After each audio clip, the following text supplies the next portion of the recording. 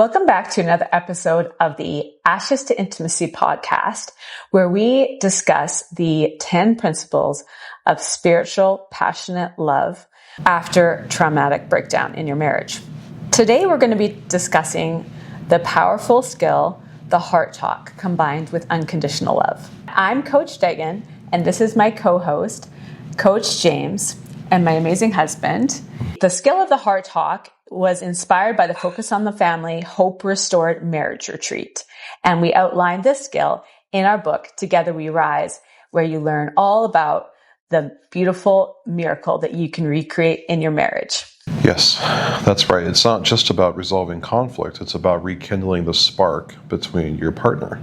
In today's episode, we're going to explore how conflicts about dreams can serve as opportunities for connection. So this can apply to dreams or any other kind of conflict where one person has a different opinion about how to move forward in an area of your life that has been a really major challenge. Let me set the stage for you. Picture this. James and I found ourselves in a heated argument. One evening, voices rising and hearts racing. You see, I was focused on my dreams of creating this beautiful marriage retreat on the North Shore of Oahu at our farm, Hawaii Happiness Farm. I was super passionate and excited about this dream, but it seemed like it conflicted with James's dream. You see, I was considering my own career path at the time, and I was thinking about going back to school, possibly law school or some other program that would be quite grueling and intense, potentially for multiple years, and it was going to require a lot of my time and a huge commitment. And we were having a struggle about that because I felt like it was really important for me to pursue this. My wife was concerned because it might pull me away from the other things that she wanted me to help her with or work with her on. And it was a huge time commitment away from the family and all the other things we do together. And so we were just struggling with that dynamic. Exactly. Little did we know that the disagreement we were having was actually a gateway that we could have went through to understand each other from a different perspective. This was the activity that we're going to talk about now called the heart talk. The heart talk skill is one of the 10 spiritual skills that we teach in our book, Together We Rise, and also in our coaching program and retreat program. It has an emphasis on building passionate soulmate marriages after there has been some major disconnection. Our aim is to make it so that your love is similar to when you were first together as a team, when you're first dating and you really had that passionate connection that maybe has faded and that you wish you could get back. I know that James and I really struggled with that, where James felt like, why did we have so much connection in the beginning? And then later it felt like that faded away, and he thought for sure that that wasn't reattainable.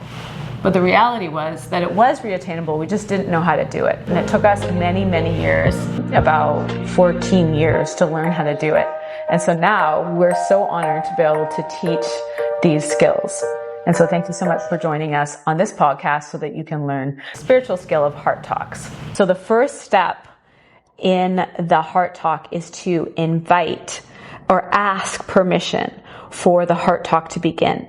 So you can come to your partner, like I would come to James and I would say, hey babe, are you available to hear my heart? And James has the opportunity to say, I am available. I would love to hear your heart, which is most of the time the case. But there's going to be some times when James doesn't feel that great. Yes, and it's important to be honest about it. So like if I feel like I can handle it, I'm in a good place or I'm okay, then I'll usually just say, yeah, okay.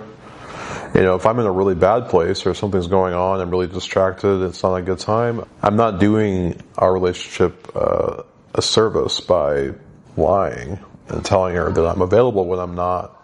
If I can't give her my all, if I can't give her the attention and the validation and the concern that she needs to hear from me, like if I can't do that right now, then it's actually going to make things worse a lot of times.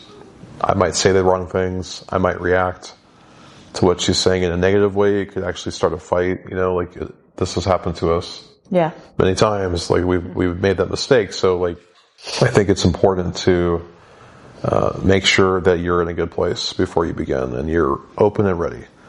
Now, if you can't do it right then, just let them know briefly and just say, can we do it a little bit later? I'll be ready. And it's up to both people to be respectful of that. So if the other person isn't ready at that moment and they do offer to do it later, then thank them for that. It's better for them to be honest about it than to lie about it to you. So we just want to encourage that dialogue before you begin. Yes, and the person who wants to have the discussion, like there's been a lot of times when I have been feeling very bad, like I'll be in a darker place and I want to have a conversation because it feels urgent. In that case, though it feels urgent, if James is not available for that conversation, it's not going to go well. You know, it's going to be really hard to have that conversation. That's probably going to cause more division and no healing will take place. So it is wise for me to go ahead and go take some time to be alone with myself, with my higher self and with God, or with however you identify as your highest power. And in that place of empowerment, you can come back into the conversation happy. So you'll do something that maybe is completely frivolous and fun, something you wouldn't normally do, spend time with family, spend time with friends, like go play a sport or go for a run or go for a hike or something that helps you realign. And when you do that, you do so with intention, with a lot of self-love and adoration, self-adoration. It really helps you to come to the conversation fully filled up so that you're able to have the conversation as best as it can be under the circumstances. It's important to note that while the Heart Talk was inspired by Focus on the Family's Hope Restored marriage program, it's a core component that we use in our book and our program as well. And so we're going to go over that in more details, the way that we applied it and the way that we teach it in our programs. You can find the link to the book in the description of this video and also in the description of the channel. The skill emphasizes that conditional love isn't real love.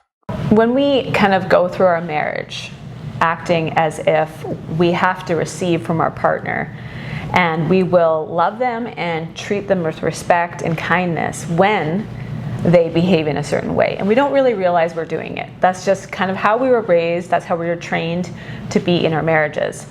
But in reality, love that is based upon a set of conditions is not actually real love. And so it cannot thrive. Love has to be based on no conditions at all. So we have to be able to give from a place of our heart, from a spiritual place, in order to have the kind of passionate romance that we really crave. So both partners need to give 100%. And that doesn't mean that I point over to James and say, hey, James, you're not giving me 100%. So that means that I'm not going to give you 100%. It means that I focus on myself and I figure out how I can stay on my own beach, stay on my own paper, stay in my own space, and give 100% of myself as best that I know how.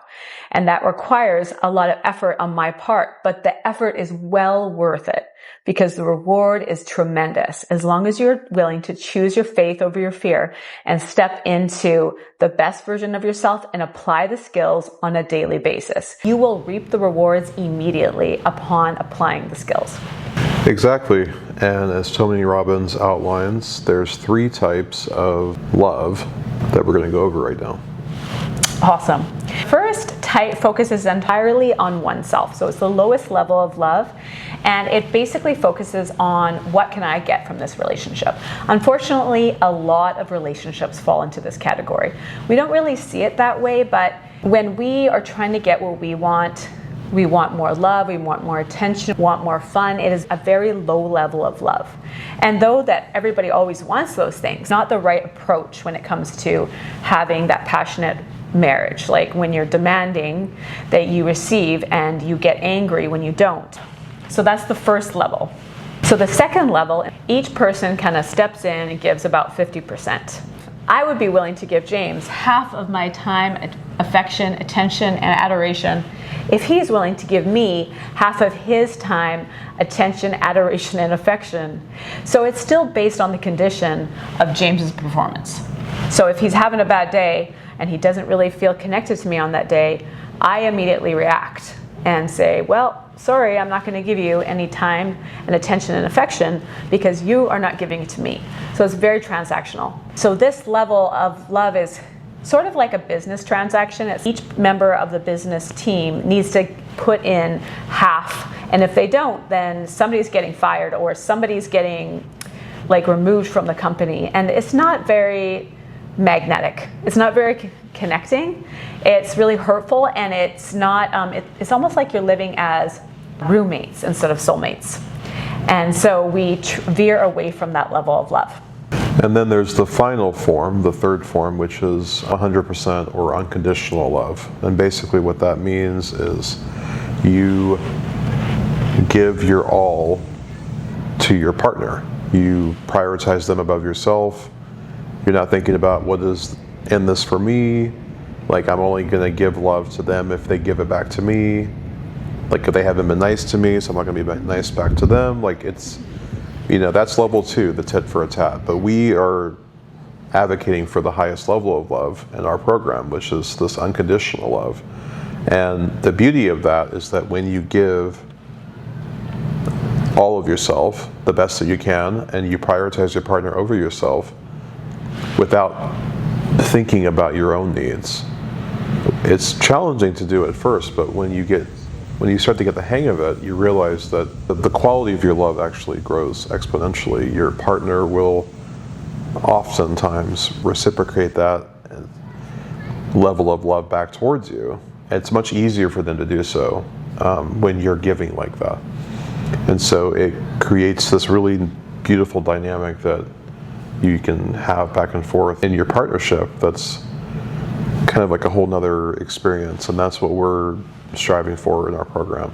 Yes, and this kind of love is so magnetic and so passionate, and it creates this romance, like where you're in the Costco, like the other day we were in the Costco and we were like kissing in the Costco and cuddling and holding hands because we feel so connected, because we feel really heard and understood by each other. And so it doesn't matter who initiates the 100%. So we obviously go back and forth. We're not going to be perfect, but both people reap the rewards, and the person who initiates it feels really empowered because they have this opportunity to be their best self, and they feel so dignified in being that way. And so it makes both people very, very happy, and the quality of your life is very much dependent upon the quality of your relationships, even though that's not really the popular belief of our society. The belief is that we should be independent and we should be able to get our love from ourselves, and we shouldn't be seeking to serve another person. But that is not true. The truth is that the more we give, the more we do receive. That your partners cannot help but give back when we show compassionate, unconditional love. It's impossible for them to not reciprocate. And it creates a magnetic connection that inspires both partners to give. And give and give and give rather than give and take, just constantly be giving to each other. And it almost feels uncomfortable in the beginning because you're like, this is not what you're used to. Your family of origin probably never treated you like this. You never got lots of adoration and attention and affection, and you didn't get praise and very often. And so it feels uncomfortable in the beginning, but the more that you have it, the more you feel like you know that's what you need. And everybody needs it. Everybody needs that kind of love. The mindset of the unconditional love that we're trying to teach is it's this really powerful, passionate way of interacting with each other. And it kind of reminds us of that passion that we had when we first met. When you first meet somebody and you're in the newness phase of your relationship and your marriage, it's really easy to give so much for the other person, and you are quite selfless when you do it. And you don't have to really think about it. You have this overabundance of love, and you want to share that with the other person. It's a really beautiful thing. Oftentimes, through the course of life, like, we lose some of that. And we used to believe. I used to believe that was the normal. That was just the way it was.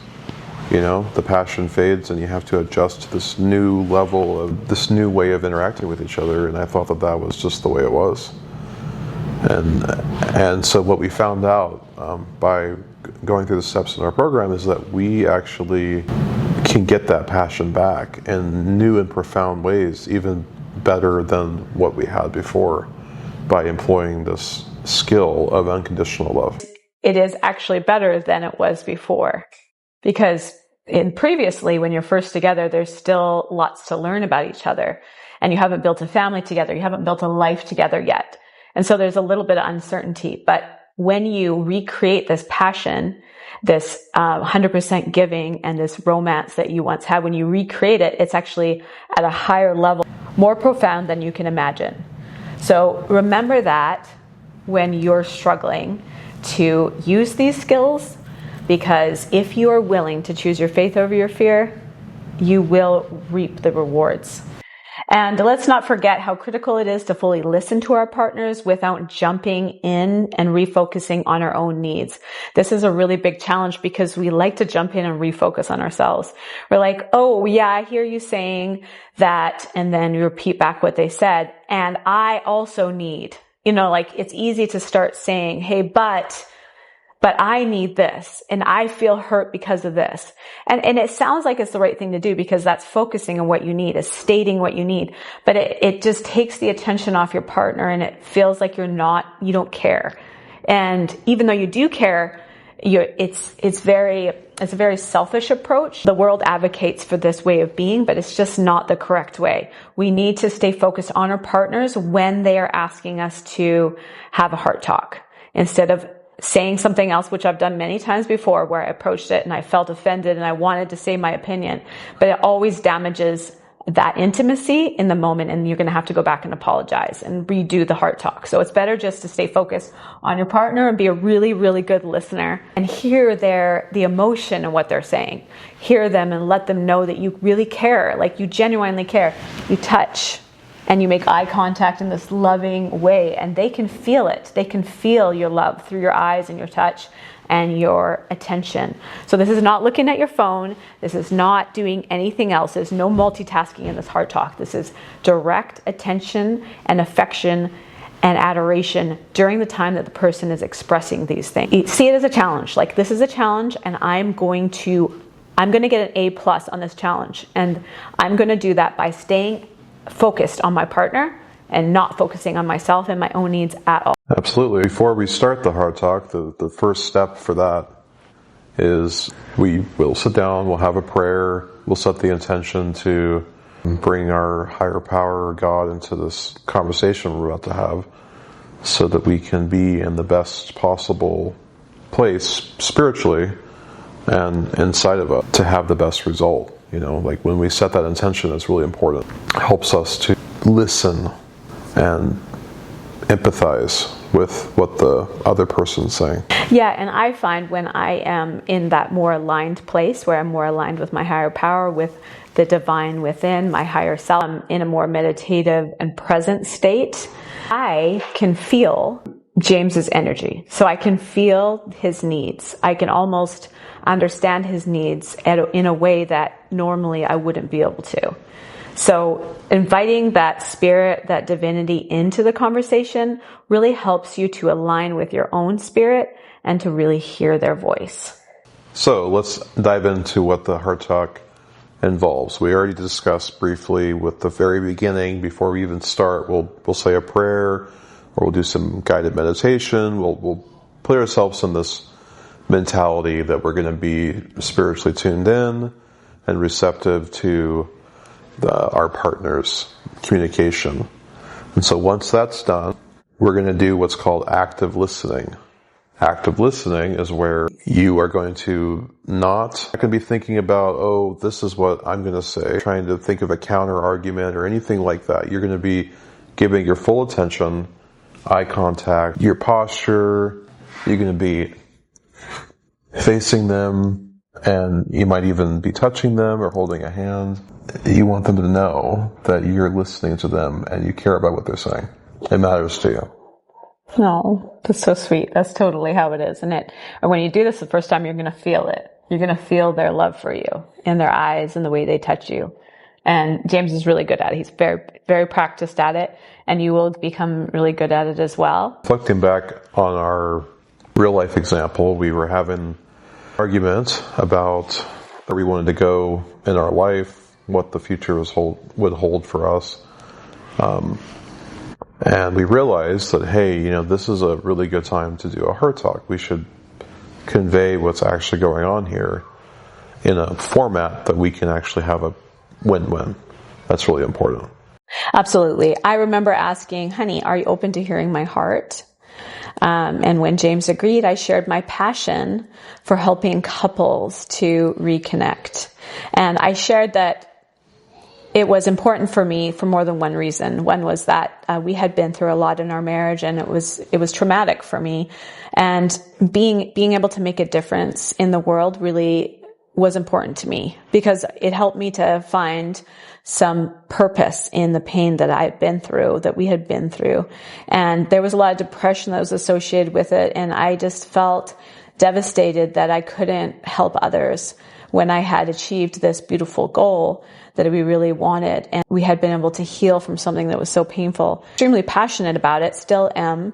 And so if he discounted that, it hurt me. So I really wanted him to know how important it was to me, without blaming him, of course. It's very important that I not blame him. So even though I might find things that he had done that I didn't like, it's better for me not to focus on those things, because it doesn't help him feel empowered to be my hero and step up. Whereas if I express it vulnerably in softness and meekness, and show my soft underbelly, and show that I am not as strong as I appear, sometimes I feel very hurt, and I really would love help and support. And under those circumstances, James is able to be his best self and step in, and I'm able to be really grateful for that. But if I accuse him or blame him of something, he doesn't feel very inspired to help. And it's really hard, though he has done it for me before, it's really hard for him to do it as the best version of him, and it definitely does hurt the intimacy in our marriage. And then James agreed, and I shared my passion for helping couples to heal through retreats and coaching. He was able to step up and listen and really be compassionate in that moment. So after she shared that, I reflected back what I heard. I acknowledged her desires and recognized the feelings behind those desires and the pain behind those feelings, which was causing the disconnection. When she confirmed that I had heard her correctly, she felt the weight lifting off her shoulders. Yes. And when you feel totally heard, the weight does lift off your shoulders, and you do feel like there's hope. Whereas previously you might not have felt hope. And having your partner hold you and love you and nurture you in those moments and really care about your dreams is extremely joyful. It creates happiness like you've never felt before. So it is well worth the effort, and you will receive, when you put out that effort, you will receive back what you put out. You will become a mirror for that person, and your partner will reflect back to you the same behavior, even if they weren't the first one to initiate it. Now, for us, after having a heart talk, there's usually a deep rebounding of passionate connection. It makes for magnificent polarity and desire. There's a lot of desire when we connect. At a sexual level, emotional level, intimacy is really, it's hard to describe exactly how powerful it is until you experience it. Yes, when we reconnect, it's a really beautiful feeling. The emotions are really high. Even just simple things like going to the grocery store or going out to lunch, they feel like you're going on like the first dates when you first met. It's really beautiful. Can't keep your hands off each other. You feel like teenagers again. There's just so much love and passion there. It's a really beautiful thing that we want to share with all of you. It's electrifying. Yes, we really want you to experience it. This kind of intimacy has incredible power. It stifles anger and resentment, just kind of blurts them out, just makes them vanish. And it helps to heal broken trust as well. And I know that some of you might have that issue where you're worried that the issue doesn't actually get addressed. But the fact is that as soon as you open up your heart, that trust can resume. And there's a healing that takes place. And each one of our skills that we teach build upon each other. And so they come together beautifully into this harmonious program. But the heart talk is an extremely essential part of it. So even if you just do this one skill, it'll make a really big difference to building desire and having respect, like often men feel disrespected in their marriages. Women also feel that way, but it's just so beautiful to be able to have that respect and dignity. And you have a shared commitment and working as a team rather than against each other. It's so beautiful. The key to a soulmate marriage is not focusing on the negative, but cultivating a huge desire to love each other 100% and to truly know one another. At the end of the day, embracing the heart talk, a soulmate skill, can transform your relationship into a deeper, more resilient partnership. If you found this episode helpful, please subscribe, rate, and share your thoughts with us. And also, you can check out our Reclaim Your Soulmate retreats, which are these amazing, unbelievable experiences that we offer here in Hawaii.